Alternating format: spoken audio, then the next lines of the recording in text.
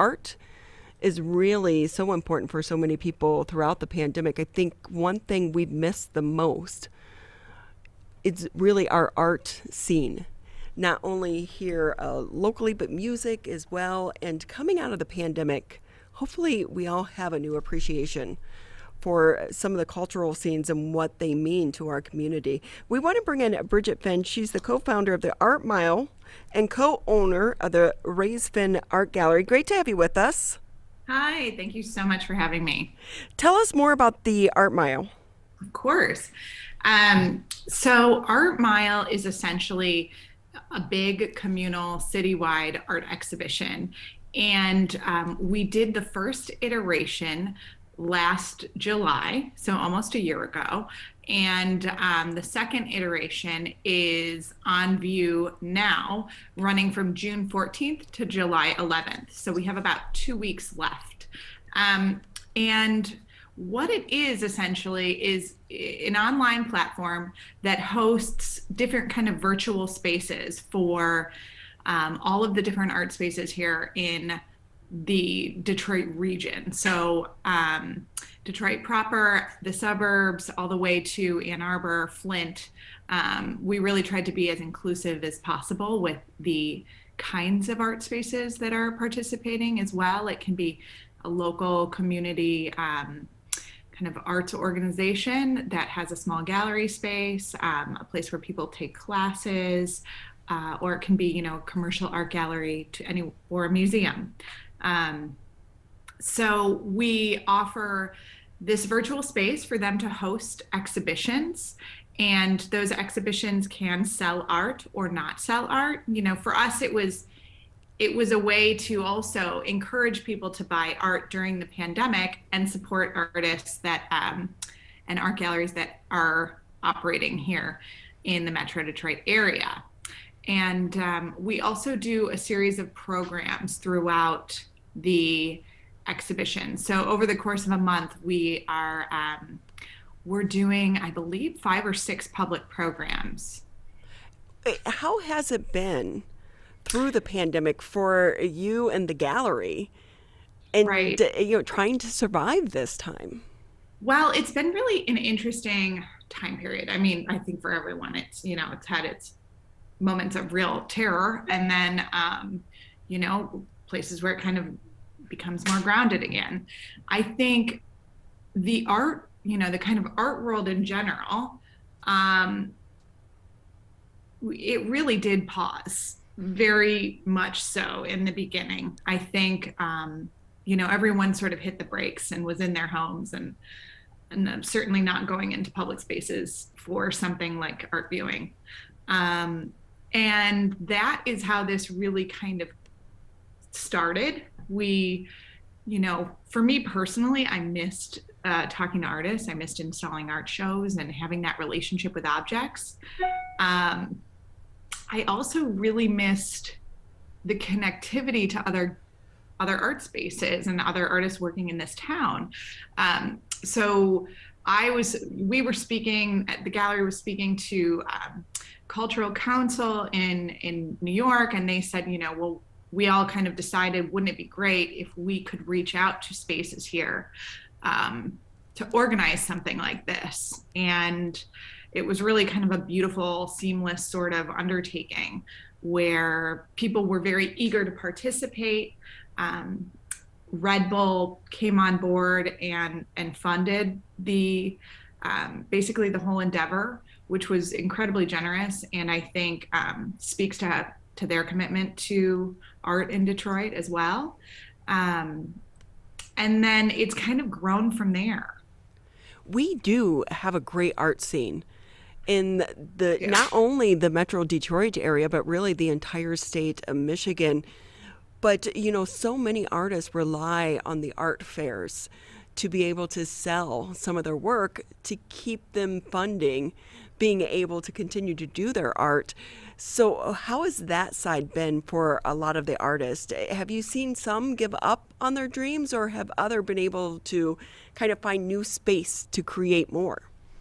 I think we went as a family a couple weeks ago to the Palmer Park Art Fair, and I think that was the first sort of kind of local fair that I saw come back in person, and it was so lovely and so nice to see um, Detroit Fine Arts Breakfast Club and so many local artists that are integral to the Detroit art scene coming out and also having, if anything, the pandemic did allow for people to take time to work on what they're doing. So it was great to see, a fresh amount of, heavy amount of work.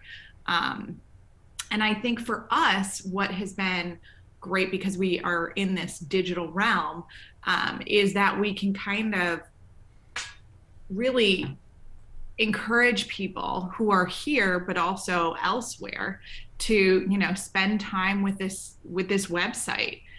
You can go through it kind of bits and pieces at small increments of time and sort of get a really good idea of what's happening in the art world here now. And I think honestly there's so much interest nationally in what happens creatively in Detroit. So this really gives people an opportunity to take that in. And I'm hopeful that, so I should also mention, there's no, in organizing this, my role in the gallery's role, it is not one of commerce for each space. So everyone handles that end directly. So any sales inquiries will go right to the gallery that has the work posted. So I know that we have gotten sales inquiries, and I'm super grateful for that. And I hope that others are seeing that same interest. So, how many different artists do you typically showcase? Oh, geez. Well, I would say on Art Mile, there's definitely hundreds of artists.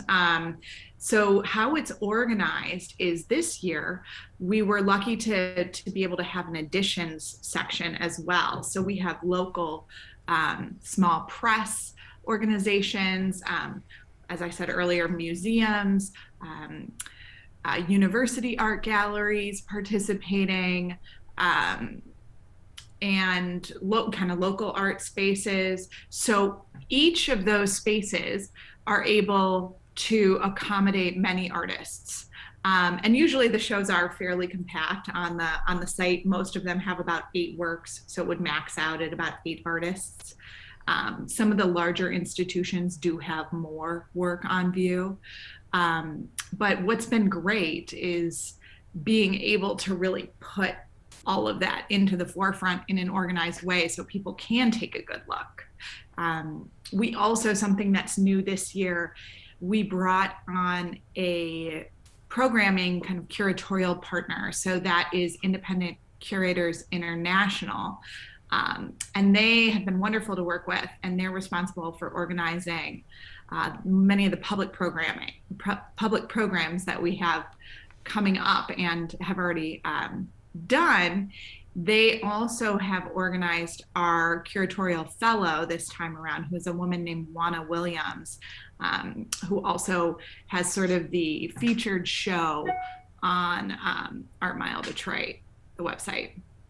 We're talking with Bridget Finn. She's the co-founder of Art Mile and co-owner of Reyes Finn Gallery. And if I can ask you too, how do you pick which artist you're going to help showcase? Well, so that's the really interesting thing. I wanted to be really, I don't want to pick that. I want the selection of what's shown on that site to be really reflective of what's happening here now.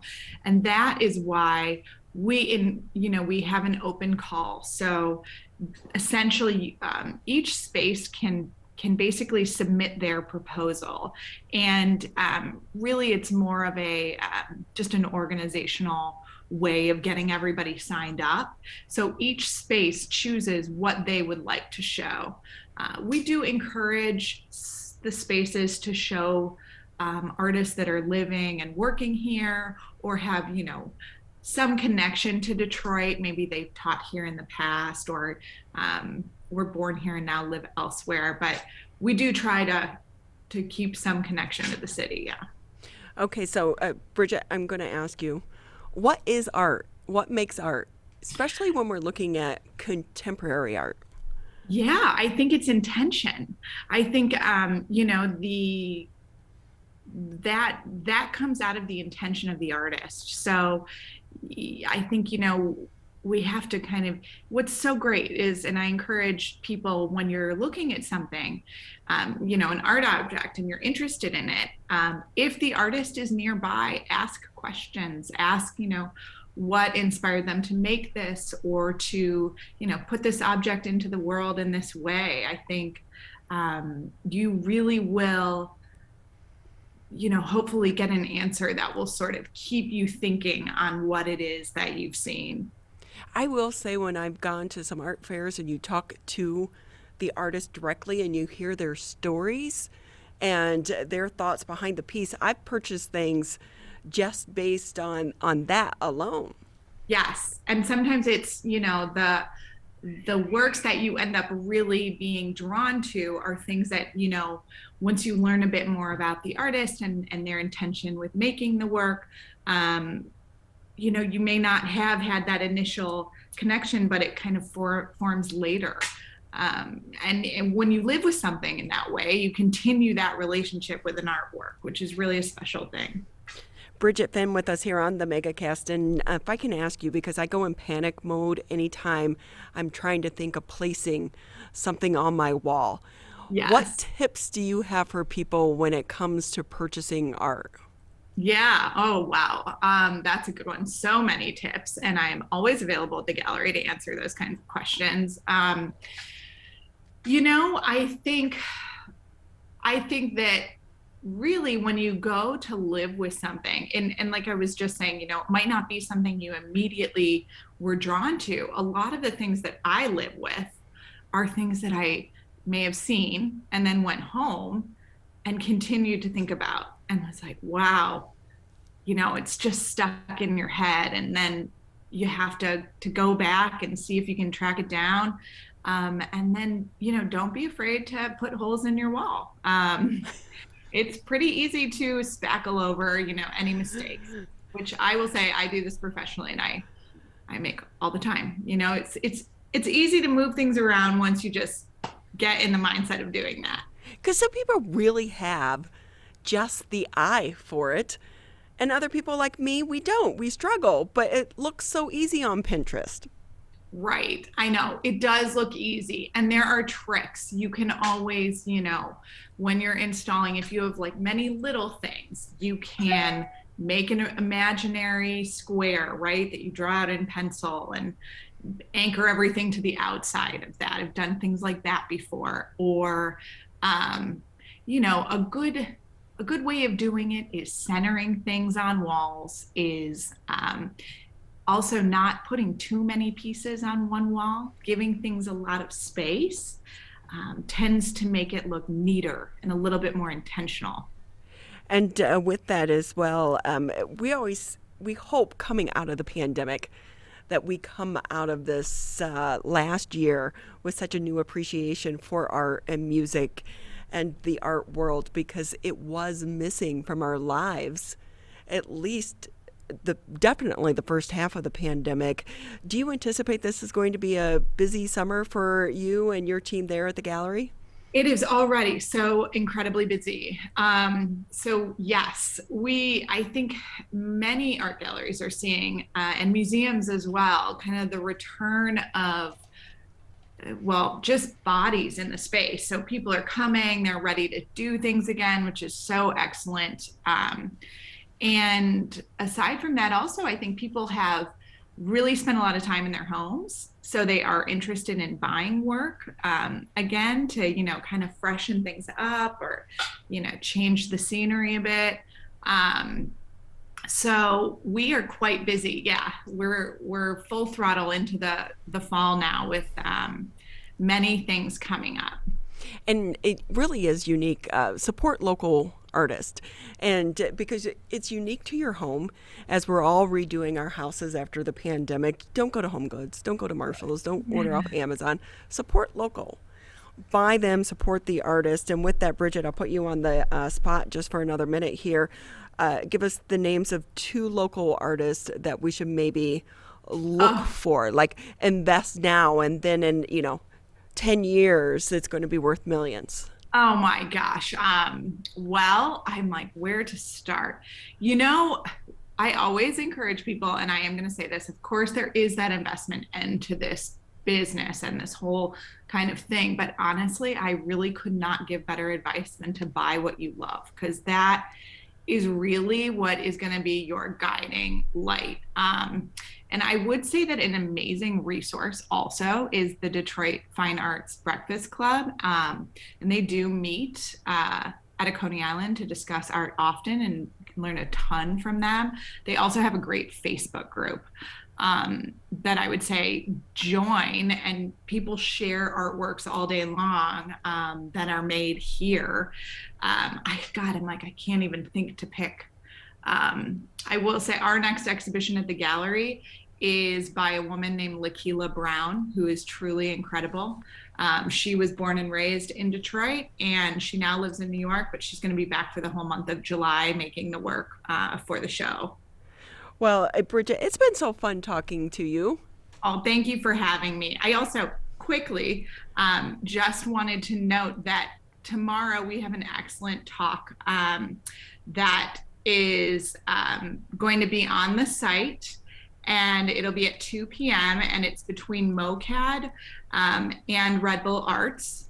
And Sunday, we're doing an incredible performance, which I would say, if anyone is able to make it, Daryl D'Angelo Terrell, who is a phenomenal local artist, is doing a performance at 2 p.m. So if you have time to catch those, they're such a great introduction to Art Mile and what's happening in the city. So, are they going to be in person?